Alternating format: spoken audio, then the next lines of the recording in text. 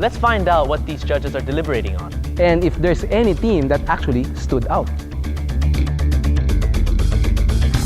It looks like there is a trend. There's a furniture line. The banana. The banana. Two. Well, I'm really tied between 5 and 4. Right now, may we call on our esteemed judges for the messages to our finalists. I know that the last few rounds were actually educational for you, as we can see from the final round.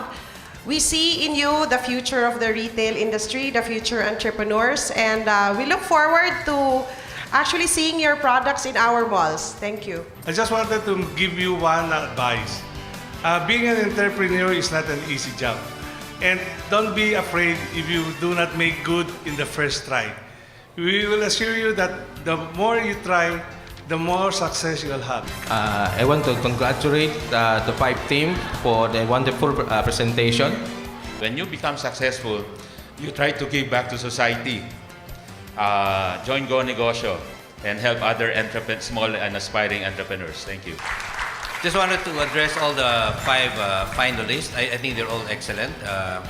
Aside from the winners that will be announced, and they will be given the proper prize by Philippine Franchise Association.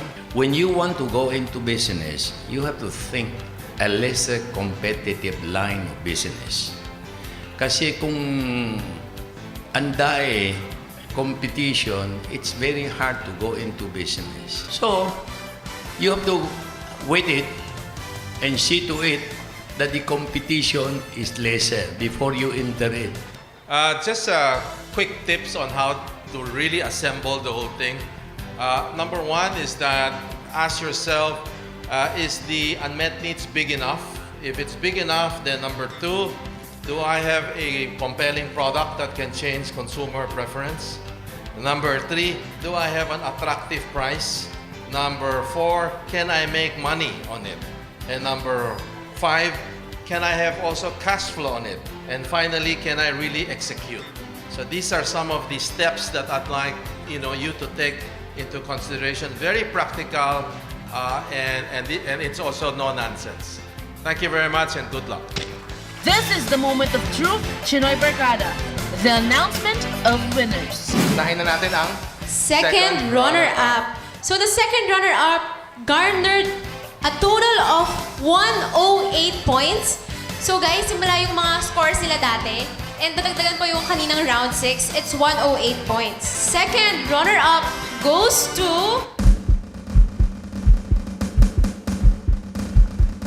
Team Ateneo.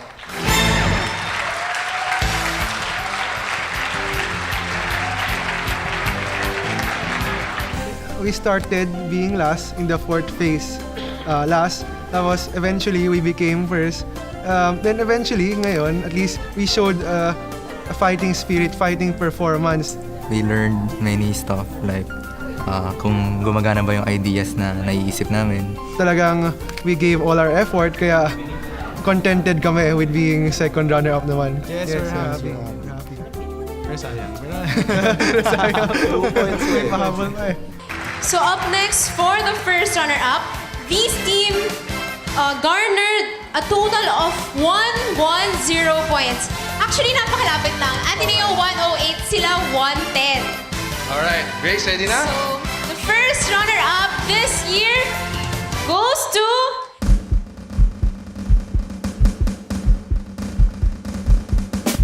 Team Affix.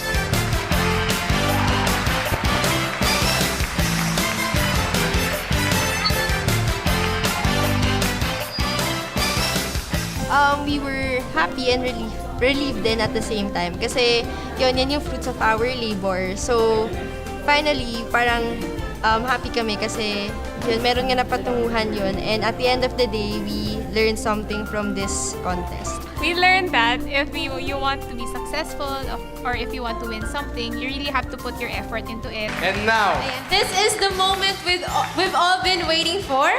the champion of CHInoypreneur Challenge 2012. Yes. This team garnered 125 points. Champion for CHInoypreneur Challenge 2012 is Team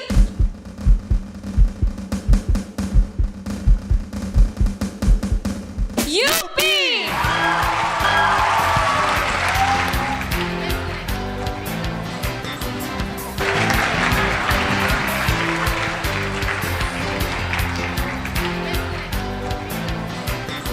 There are certain times where we got stuck, and when we got stuck, we felt na if we don't solve this problem, it'll be just like what happened at Flawless. Well, one thing we always tell ourselves is what's the need Oo nga. I think all the time kasi when we forget that, parang it's something Josiah Go imported in us I think, honestly, if we did not lose the 5th round, we may not have won this last round. Yeah, baka nag-lax na kami. So, blessing in disguise.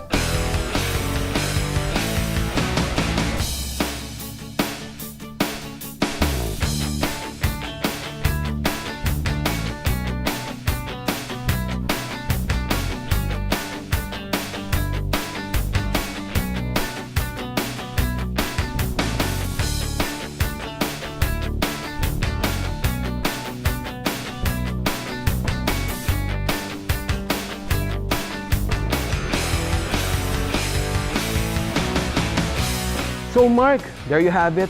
Were you expecting this?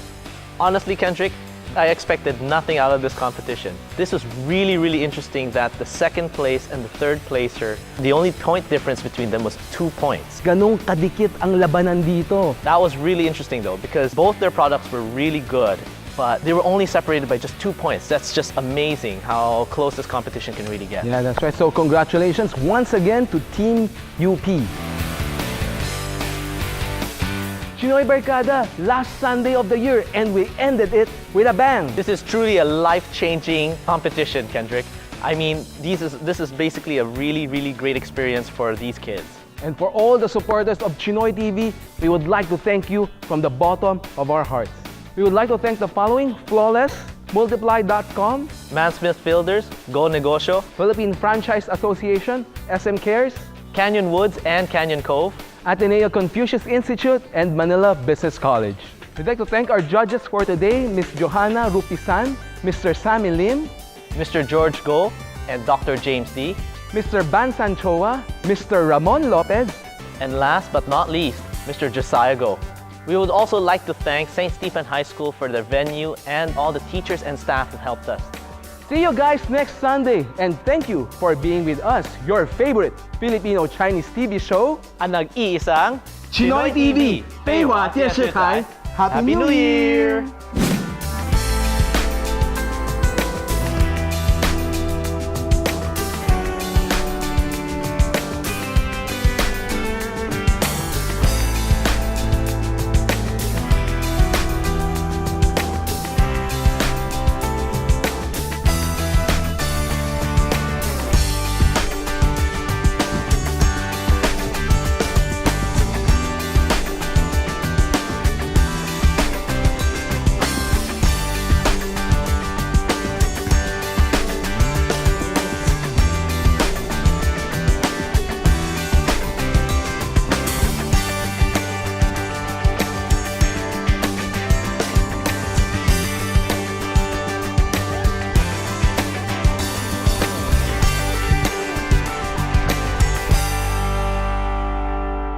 Chinoy TV was brought to you by Manila Bulletin.